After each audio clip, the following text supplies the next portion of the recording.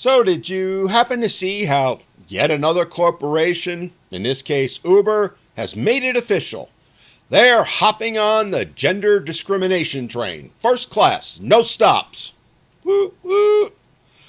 They've decided it's good business practice to openly discriminate against men by rolling out a new feature letting women riders choose to only ride with women drivers. And women drivers, yep, they can now reject male passengers too. All under the warm and fuzzy label of safety. Sounds empowering, right? Sure, if you're the one doing the filtering.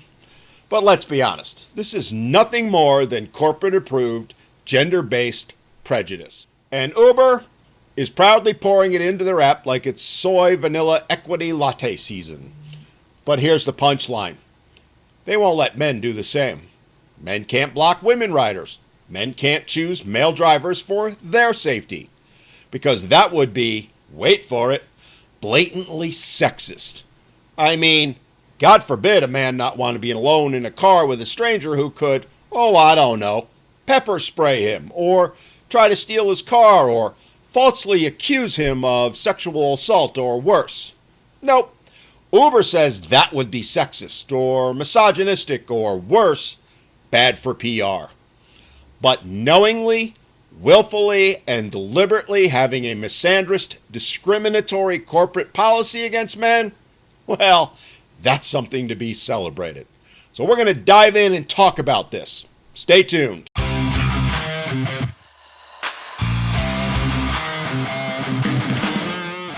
Now, let's be clear, very clear about something. This isn't actually about safety. Oh, sure, they're claiming it is, but it's anything but. What this is about is pushing a false feminist narrative. This is about Uber declaring that men, all men, are potential predators. Not because of anything they've said, not because of anything they've done, but simply because they happen to be men. While at the same time apparently declaring that all women are completely innocent, delicate woodland fairies who've never done a wrong thing in their entire lives. Yet, reality says something completely different. And if you don't think this is a problem, that it isn't blatant discrimination, then I ask you, go and change the word men for, say, black, or Puerto Rican, or Asian, or any other group you want to name. Then tell me it's not discriminatory. No, I'm serious. If you support this policy, then by definition, you should be willing to do that. Because you're saying you support a policy that discriminates based on skin color, religious belief, or politics every bit as much as you do gender. Oh, wait. Most of them already do that. They just won't admit it. Anyway, all right, let's get into some actual facts because unlike Uber, I don't sell fantasy. Let's talk about some of these so-called innocent, delicate female fairies who would never hurt a flea, shall we? And we're going to start with the woman in New York City who pepper sprayed her Muslim Uber driver right in the face. And was she doing so to defend herself against him? Nope. She did it because, and you might want to sit down for this one, he was praying in the car. My God, the threat to women, all women. An innocent man was simply sitting in his car, minding his own business, doing a prayer, and thus he deserved to be assaulted. I mean, this woman literally made up in her mind that he presented a threat, even though he'd done nothing to her or anyone for that matter. Which in turn, she then felt justified in pepper spraying him. Why? Well, because she decided he was a terrorist. Or to put it another way, she falsely accused him of doing something he didn't, or being a person he wasn't. You know, like women do to men all day, every day. Who says false allegations aren't rampant? Oh, and spoiler alert, just to be clear, the man wasn't a terrorist, nor was he doing anything wrong. Which is why she ended up pleading guilty to harassment and basically got a slap on the wrist, while he's traumatized and will be for life. And Uber was A-okay with it, apparently, because we just need to protect women. But that's just one case, you'll say. Just one case, Dan. Well, let's talk about another where a woman in Atlanta dragged her female. Note what I just said there. female Uber driver out into the highway and assaulted her. Why? You'll love this one. Because she didn't like the car's air conditioning. Yeah, really. And Uber's response again? To make a corporate policy that we need to protect women. Apparently, though, just some women. But, you say, no, let's talk about another instance where some teenage girls in D.C. carjacked and killed Uber Eats driver Mohammed Anwar. Yeah, I'm betting Uber doesn't want to tell you about that one, do they? Oh, no, my friends. We got to bury that story and bury it deep because it wasn't a man hurting a woman, but the other way around. It was two teenage girls throwing a man out of a moving car and killing him. And yet you want to tell me this is a one-way danger street? Still want to argue it's men and only men who are dangerous? Really? And don't even get me started on false allegations that have become so rampant that it makes you wonder why any male Uber driver would ever pick up a woman or, frankly, work for the company. A company that is making it abundantly clear they don't care about their male employees or patrons' safety. I mean, don't believe me. Go and hear what male Uber drivers have to say. Head over to Reddit, which I admit is not the greatest place, but where you'll see post after post of male drivers sharing their horror stories. Stories where they're going to tell you about women who threaten to scream rape unless she got a free ride. Or the ones who said, if you don't stop the car, I'll say you touched me. You think it's rare? Okay, maybe it is. But is it any less rare than male Uber drivers who actually assault women in their cars? Hardly. In fact, while the former is quite common, the latter, the actual number of assaults committed by men against women in general, but especially within Uber, is rare. Very rare. Yet, according to Uber, it's the women and only the women who must be protected. Men, well, according to Uber's stated corporate policy, it's okay for them to be assaulted, abused, and hit with false allegations because, they're just men. Funny how Uber doesn't seem to need stats to justify banning men or protecting them. Just vibes. Just potential approval from the feminist cult. Still not buying it? Well, let's bring up another point. Let's flip this little scenario. Imagine what would happen if Uber did allow men to block female riders or female drivers. For their own safety, mental health, or peace of mind. The media outrage would make Chernobyl look like a scented candle accident. There'd be headlines calling it toxic masculinity on wheels. You'd have think pieces from blue-haired bloggers and calls for congressional hearings. Uber would be branded a haven for incels in less than a day. But when women do it, it's you go, Uber, you slay, corporate queen, and keep keeping women safe. Anyone who denies that corporate standards don't exist is a fool, because this is a beautiful example of corporate double standards run amok. And if you think this policy only matters out on the road, you really are a fool. Because if they have no problem making this policy public, imagine the corporate policies that exist in private. No man working for Uber is safe. Not one. Especially when you consider that Uber has come right out and said this is about giving women control. Yeah, giving them control to assault, beat, kill, and destroy men without facing any consequences.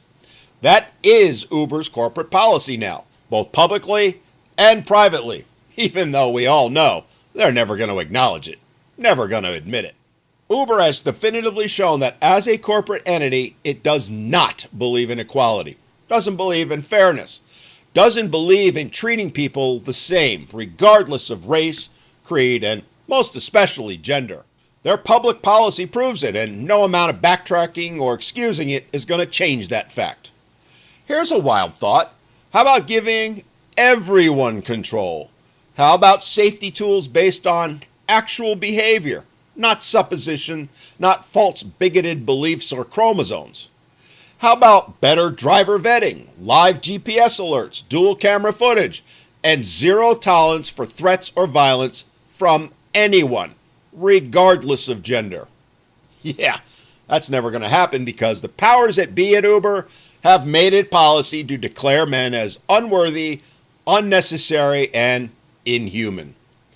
Uber's corporate management does not care about facts, does not care about reality. Much like Bud Light, it's all about getting the feminist cult to like them, which is why they are pretending that all women are victims and all men are ticking time bombs.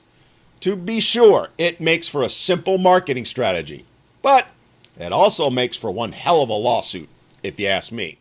And I have to ask, where's the EEOC in all this?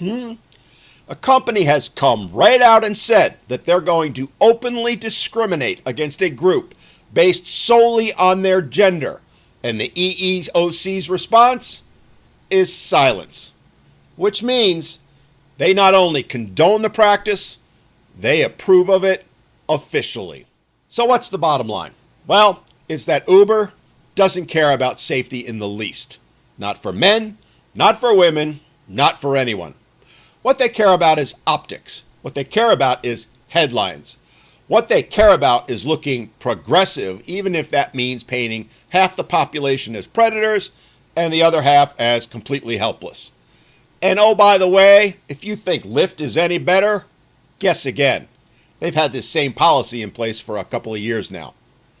It actually speaks to how little value is placed on men and the absolute double standards that exist when even large corporations knowingly and blatantly discriminate against men and do so openly, proudly. It shows no man is safe, not one. Not one driving for them, not one being a passenger for them, not one working in their corporate offices. Uber's stated policy is that women, and only women, matter. Nothing more, nothing less. Oh, and in case you're wondering, I reached out to Uber for comment on this. I wanted to give them a fair opportunity to share their side of the story. In fact, I reached out in many ways, which is why it's actually taken me a while to make this video.